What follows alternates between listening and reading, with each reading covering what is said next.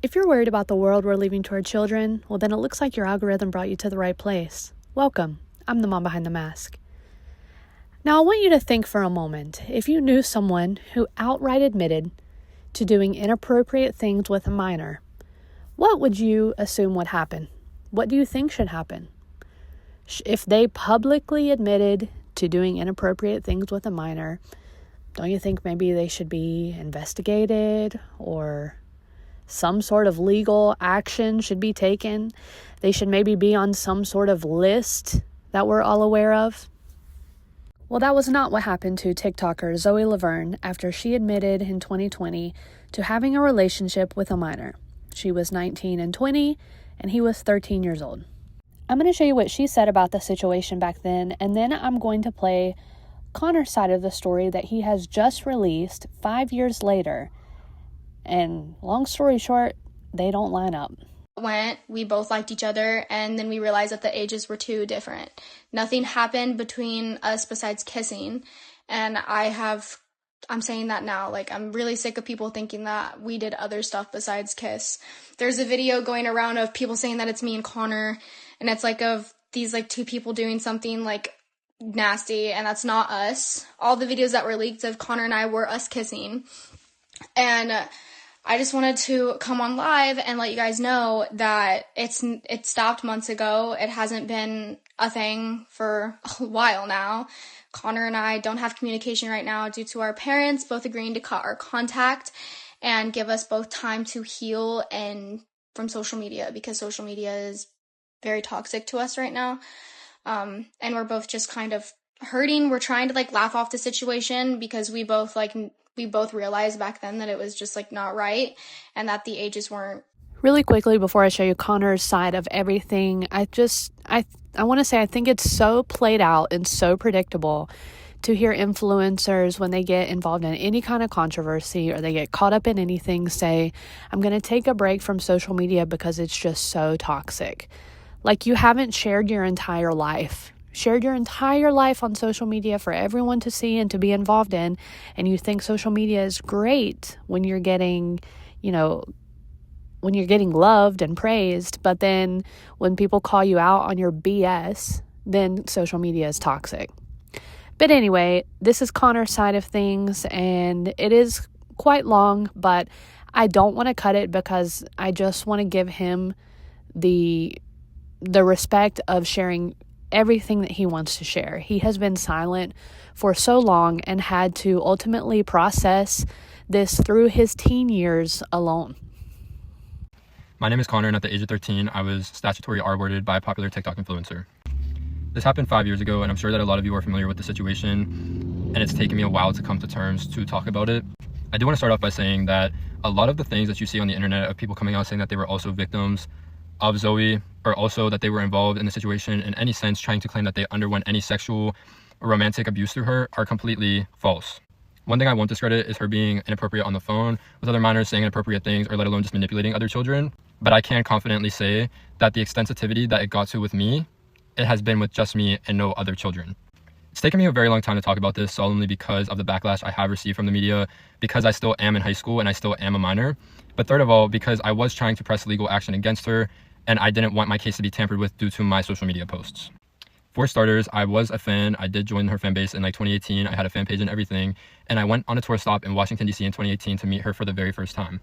Now, at the time, there was a lot of other influencers on this tour. We went to solemnly take pictures. It was for fans to meet their favorite creators. Now, over the time of 2018 to 2019, she would talk to fans that I ended up becoming friends with. We had mutual friends, and I was then introduced to her through, she added me on Snapchat, and we would talk every now and then. It was all kept to a normal, cordial level. Now, in August of 2019, she had a tour stop in my hometown that I went to, which I went with two of my friends. And after the show, I was talking with her. She brought me upstairs to see the venue. It was more of a secluded thing from the rest of the people that were there to attend. I also attended another one in December of 2019. So by the third time of me meeting her in person, she knew who I was just based off of seeing me. Now, in 2020, I still was keeping it going with this fan page, and I had a lot of mutual friends that talked to her, and we would all FaceTime and group FaceTimes, but slowly it started sectoring off to just private FaceTime calls between the two of us. In April of 2020, things did start to get a little more personal. It was causing issues between her and her ex-boyfriend, Cody. He was concerned about things, all of that. Now, my birthday is on May 10th, and at the time, it was COVID. So I was having a drive-by birthday party past my house. My mom had reached out to Zoe to see if she'd be able to make it out here because she knew how much I'd idolized her and thought it would make my whole birthday if she was able to come here to surprise me. It didn't end up working out, and she came out here on Memorial Day, which was only like a week or two after my birthday, and things were a little uncomfortable for the time being, but everything was normal. Now, it was about 2 weeks later, the first week of June, when her and her ex-boyfriend had broken up, and she was in Tennessee at the time with her friend Amber, which then they both drove out here instantly to come visit me. Now, I was under the impression that they were only coming to visit for a week, but because they had both just gotten fresh out of relationships, they both made the decision to move here for a fresh start. Now, prior to her coming and visiting me, she did discuss with me on the phone that she liked me. I thought she was messing around. I thought it was just a funny little prank. She told me that she liked me and that when she came to visit me in May, she wanted to hold my hand. She wanted to, kind of be more intimate. Now, at the time that she had came here, I had just turned 13, maybe a week prior. I had a very close friend group at the time that I would talk to, that I had voiced about being a little uncomfortable with the fact of knowing that she liked me and her still coming here, but I was under the impression I only had to see her for a week, so I was in fear of if anything were to go wrong, I only have to deal with her for a week and I can move along and not speak to her again. Now, because she did make the ultimate decision to come and move here, we continued to get closer and closer and closer. Now, in June, she did kiss me. She did start to get more personal. She would try to seclude me off from my friends, from my family, try to get me away, whatever. Now, if you were on social media back in this timeline, you could see that I defended her for everything she was ever accused for, canceled for, etc. I was so strung up and just trying to process real life because someone that I'd idolized for years was now living in my hometown, was somebody that was becoming my best friend, someone very close to me. And I was so caught up in just, wow, how is this real? That I wasn't paying attention to what was actively happening to me in the time being. Now, she kissed me, and as time went on, things started picking up to a worse and worse level. She would engage in sexual conversations with me, sending me pictures, calling me on the phone, doing things on the phone with me, etc. Now, keep in mind, I still was very highlighted by the fact that this girl was in my life because it was a surreal thing to me that I was too afraid to speak up and have her hate me and wonder where things would end up. And a lot of people ask where my parents were at this time, but growing up, I've been bullied all throughout middle school ever since I was younger. I didn't have a lot of friends, so straight off the bat, my parents thought that this was a good thing, and seeing how happy it made me from the start, that they thought that it would be a good thing for us to become friends and for us to be hanging out, whatever. There was obviously a lot of restrictions on things. My mom would question things at times. She never thought that it was not weird, but I gave her that reassurance that things were fine. Now, I specifically remember there was one specific day that we were hanging out and I was at her house, and she had kind of just thrown herself on top of me and asked me if I was ready. My heart was beating super fast, and I still specifically remember her asking me, "Are you okay? Like, your heart's beating super fast, are you okay?" And I was in a moment of shock. I never thought things would ever evolve to this level. This girl had 20 million followers. I knew she had a career on the line. I always told myself she would never, ever do anything to mess with her career or ruin her career. In this moment, I was in a state of shock. She asked me if I was okay and if I wanted to, and I responded with yes, although my body language was very obvious that I was uncomfortable with the situation. This was a continuous event that continued to happen over and over again. And when things were publicized back in October of 2020, I had talked to authorities and I lied to the police for her. Now, back in October 2020, when things were publicized on the internet, I did talk to authorities and I did lie to the police because I was heavily manipulated and I was still in a sense of trying to protect her. She had gotten into my brain so deep that she had told me if she went to jail for what she did, that she would off herself. And being only 13 years old, and again, this is someone you idolize and you look up to, that is going to mess with your head. After this, they thought it wasn't a threat, they moved along, and Zoe still tried to pursue a relationship with me because she thought she was in the clear. She would make fake Snapchat accounts to contact with me. My mom cut off contact with us, and she would still make accounts to have desires to speak to me. Now, after this incident, it has been 5 years, and I was bullied out of school, I was harassed, I was assaulted, my family was harassed, I had false CPS reports, my house has been attempted to be swatted, my address was leaked. I've had to face so many repercussions because of this girl. Now, I want to make it clear that I have tried to come out about my story and seek legal justice since then, and they have made every excuse they possibly could to not give me the justice that I deserve. I showed up with receipts, I showed up with proof, I showed up with everything, and they still did not want to believe me. The authorities had told me straight to my face that they had thought this was all conducted under a publicity stunt, and we were doing this for views and attention, completely disregarding the straight laws and the straight proof that was right in front of their face. My case was dragged out for almost a year of just back and forth between we can do something, we can't. It's a very deteriorating feeling, though, to still face repercussions for a situation I was a victim in from 5 years ago, still to this day, while the person is walking free and can't even take the accountability to own up to what she did to me. As well as her friend Amber that lived here with her, told me that she would testify for me and speak out for me because she lived there and watched everything happen, and then proceeded to ghost the police and ghost me and not help me with my case, period. Now, I will be making a part 2 to show all of the evidence that I do have to back up my claims, because these are very serious allegations and I'm not lying on anything that I'm saying. If you take a rewind back to lives that she had went on speaking about this back in the timeline, it is very obvious that she's guilty for a lot more than she was speaking about. I do appreciate all of you guys' support throughout the past years, and I'm sorry for all the time that it has taken, but it has taken me a lot of courage and time to finally be at peace to speak up about this while I'm still facing therapy after 5 strong years. So there's a lot to process there, but a few things that stand out to me that I want to touch on are the fact that this child was failed by everyone. Not only was he failed by Zoe, he was failed by his parents, and he was failed by the police. His mother, who he admitted felt weird about the situation, continued to let him hang out with this 19-year-old girl. And I think there's sort of this thought that women cannot be predators, or that women typically are less likely to be predators. And it's showing that this is just not the case. If there is a 19-year-old who has the desire to hang out with a 13-year-old, regardless of gender, I think that's a red flag. That's a red flag, even if it's not something intimate. To me, if I see a 19-year-old hanging out with a 13-year-old, I would think that they're trying to manipulate them in some way. They're trying to groom them in some way. Even if it's not into a romantic or physical relationship, there's something there that's not right. And as a parent, you should be able to recognize that. His mom should have been able to recognize that and acted on it, regardless of how he reassured her, like he said. Another thing is the police. The police failed him completely by going back and forth, dragging it out for so long, and ultimately saying there's nothing we can really do.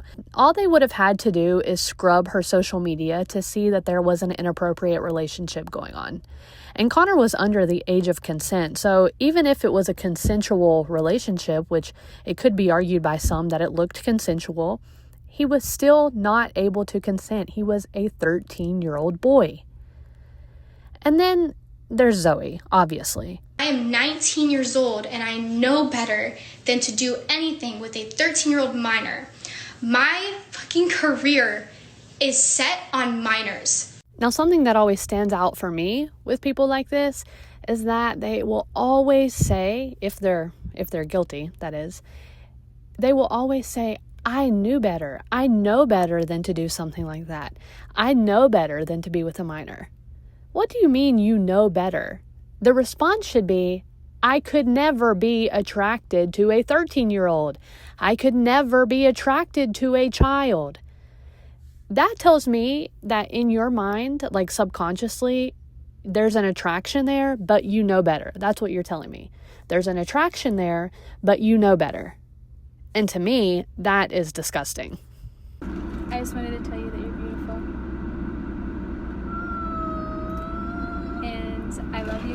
Did you? There's Connor! Okay. It's almost like her maturity level was on the same level of a 13-year-old, and maybe that explains things. I don't know. But I take issue with influencers, adult influencers, who have child audiences, preteens, young teens, who are idolizing them, looking up to them, and ultimately seeing them as authority figures. And I think by listening to Connor talk and how he talked about Zoe, he saw her as an authority figure. When he kept saying that he was amazed that she even paid any attention to him. He couldn't believe she was in his life. And when he was saying he felt like there's no way she would do anything to jeopardize her career. She had her whole career. There's no way she would do something wrong like that. Almost trying to convince himself at that young age that what was happening wasn't wrong. Yet here he is 5 years later, almost an adult, and it's very commendable that he actually realized this early on how problematic what Zoe did was to him.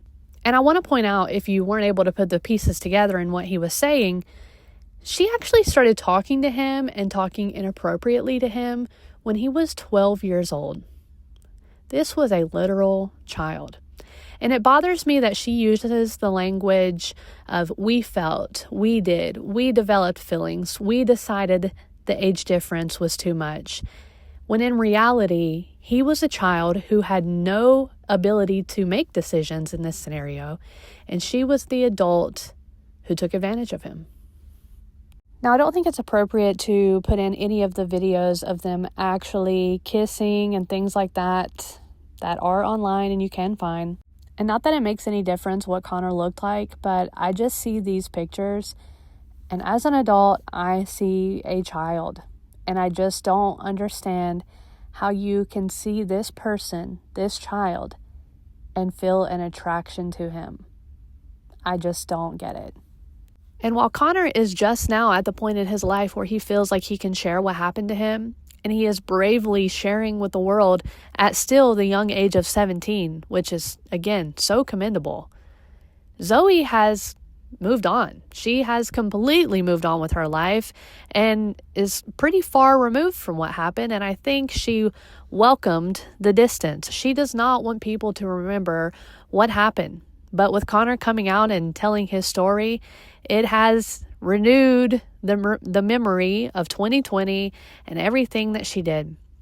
But she still has a huge following on TikTok. She's very successful. She literally received no repercussions other than the backlash she gets here and there, and her comment section not being the most positive, but she still gets the views, she still has the followers, and she still makes the money. She has a husband and a child now. She was able to move on and start a family. However, they say when it rains, it pours. Zoe's husband, Dawson Day, is receiving his own backlash and accusations from people from his past. Now pause the movie, because what I'm about to say to y'all is so damn twisted. Not only was there a man in the cabinet, but the man was a midget. Did y'all like that? But I saw this and I said, what? Oh, hold on. My name is Mia, and when I was 14, I was statutory R-word by Dawson Day and Randy Newsom. I just want to start off by saying that I never told anybody on the internet about this. I never told the authorities because I just wanted to have a normal teenhood and I just didn't want to deal with it. And I honestly just was told not to. They both told me not to. And I felt like I loved both of them so much that I didn't want to hurt their feelings or get them in trouble. With Connor coming out and talking more about what Zoe did to him, I think it's important to talk about what Dawson did to me. Basically, I was 14 years old. I met Randy on Snapchat, and he asked to hang out. When we did hang out, which Dawson picked me up and drove me to Randy's. And I had never met Dawson, didn't know who he was or anything. But I went to Randy's, and he took my fee card. That obviously made me feel like I was in love with him, and he told me that I was too young to be his girlfriend, but apparently not too young to with, you know. Basically, we were off and on because he would say he doesn't want to be with me, he does want to be with me, he doesn't, he does, he doesn't. Here is some proof of pictures of me and Randy. You can clearly tell I was young here. He wanted to hide his face, but this was the day he took my fee card. Here's another picture, it's kind of blurry. This is him literally hitting me up. You guys can pause to read. As you can see up here, this is me flirting with him and literally saying I need my mom's permission to come over. This right here is me saying how Dawson literally was lying to me and was still sleeping with his ex. So that's basically on Randy. He basically started this whole thing. He's not a good person. He never told me he was sorry. He never ever talked to me again after the last time he had slept with me. Literally basically ghosted me the next day. Now on to Dawson. Basically the first time after Randy had dropped me or whatever, Dawson was like, I'm so sorry, I heard what he did. Well, at first he was like, how are you, Randy? I was like, oh, he's not talking to me anymore. He was like, oh, I'm so sorry that happened to you. Like, I would never do that to you. I think you're beautiful and this and that. He then asked to hang out and I was like, well, you know, I'm not really like allowed to hang out with you because you're older. He was 19 and I was 14. With Randy was 17 and I was 14. Anyway, so I ended up hanging out with him at the park in his car and we ended up doing some stuff. And then from there, he wanted to be with me. He would say he loves me. He would call me beautiful. He would FaceTime me every night, call me while he was at work. He was working like a hotel front desk job. He had just broken up with this other girl. I think her name was Sarah, which was the ex he was lying to me about. And she was his age, so she had pretty much every right to be mad at him when she found out about me. I remember one time I had went to his apartment and she had pulled up to try and fight me. I was 14 years old. But anyway, how we would hang out was I would basically sneak out of my grandpa's house at night. I would come over here to just visit or whatever. And then at night I would sneak out and I would go to his house and I would stay there all night until like 7 or 8 a.m. and I'd have him drive me back before my grandpa woke up or my mom woke up to check my location. I started to present myself as looking older. I'd wear like tank tops and like push-up bras and like baggy pants. And that showed like my stomach basically like this. Like basically how I dress now as an adult because he liked it better when I looked more mature. Here is him with a picture of me in his car. This was my 8th grade photo. These are messages from him. You can see the date where I'm about to start this next conversation. It was 2020, which means I was 14. And at this time, he was already 20. So now I'm 14 and he's 20. This is us talking about our fun time together. This is the birthday gift I made for him for his 20th birthday. And he dropped me before this, so he didn't get to get it until the next time he messed with me, which I'll explain that. This is after that. So he just didn't want his mom to know about me, but we would go live together on Instagram, which is how I have fan accounts following me and know about me. He didn't want to like post us being together because of my age. And eventually it got to a point where we were just not going to work out because I was like, I'm not going to be a secret. I don't want to be your secret. Basically a few months later, he comes back, he wants to try things again, which is basically all those screenshots I just showed, like him saying, hey, we haven't talked in a while. And then it includes me talking about how I'm not having a good life because I'm 14 years old messing with guys my age. So we started seeing each other again. It wasn't as serious this time, but we did hang out and we did do stuff. He told me he loved me again and whatever, like he wants to be with me and like why not try it again. And then Zoe comes back into town from California after she and Cody just broke up, I'm pretty sure. I asked him about him and Zoe, and he said that they had just like kissed, but they were not together, and he was sorry that they kissed, but he didn't want her anymore. And I was like, okay. And then a little bit later, like 2 weeks later, I call him and I'm like, I love you, I want to be with you. And I'm like crying, and he's like, I'm sorry, but I love Zoe, like I want to be with Zoe, like I miss her, like she's just my person. And I'm like, okay, like whatever. I was like, if that's who you choose after you put me through all this, okay, great. And then a few months later, he gets her pregnant, and they're together and whatever, and yeah, and that very easily could have been me because I was not on birth control or anything.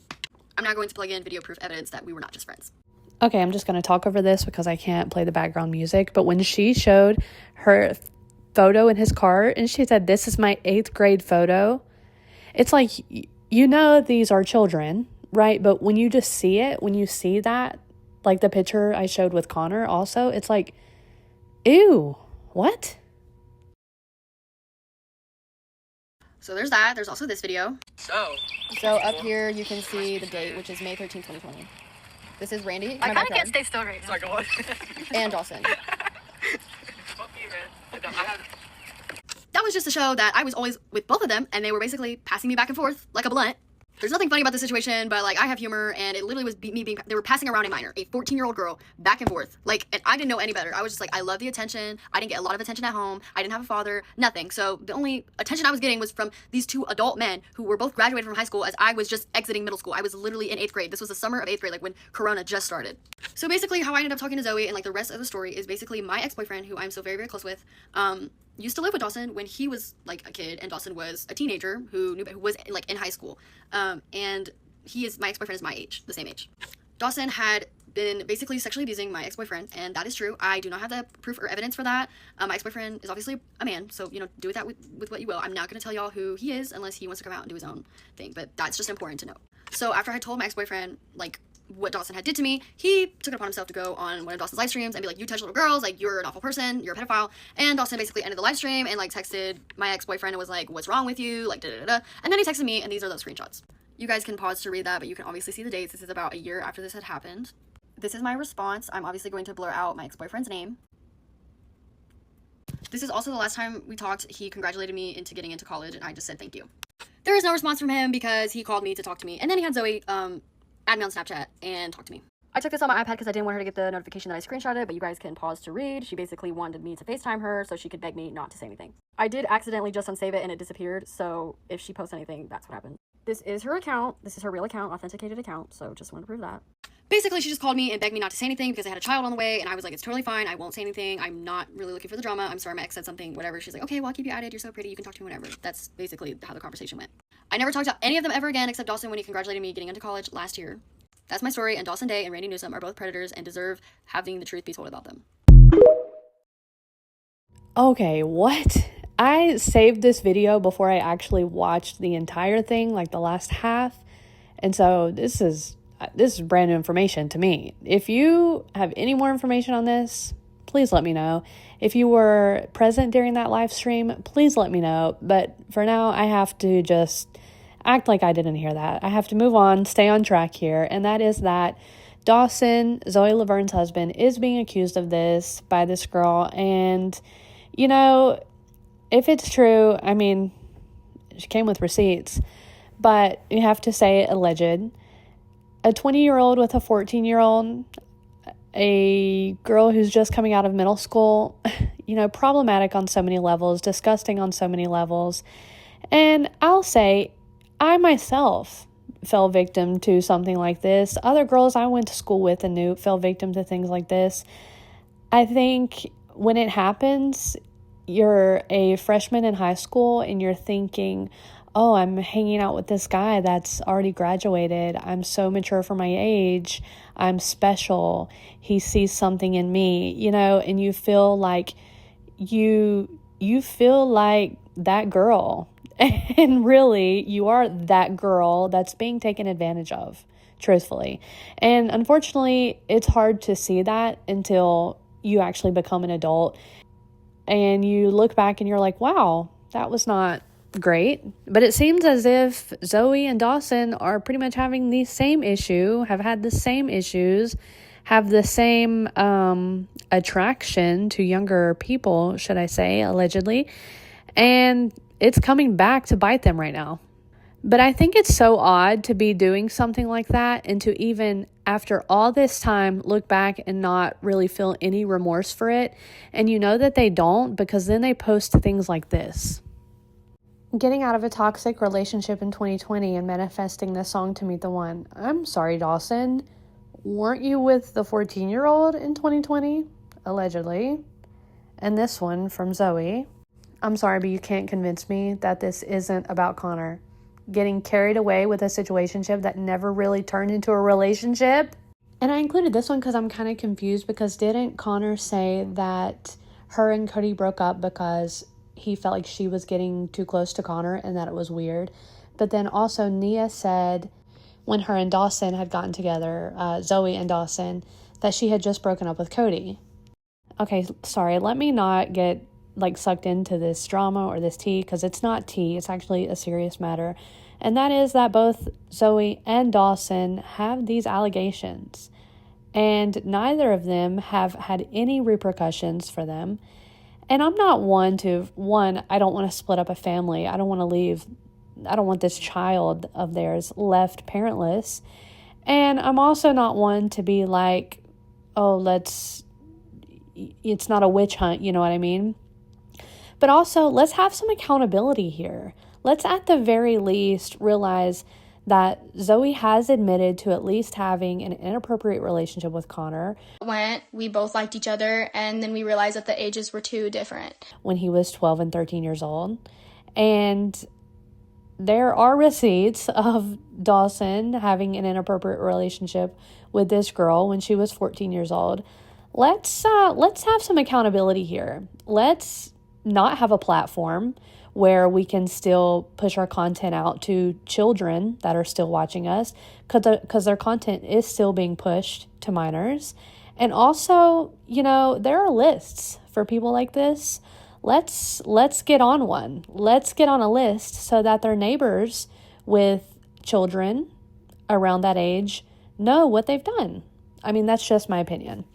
Let me know what you think, especially if you were fans of these people back in 2019, 2020. I would love to hear, especially if you were watching when it was live. I feel like I've seen people's comments that were fans of theirs or fans of Connor's or whatever, who have said that they feel like they never got closure from this because there was never any accountability.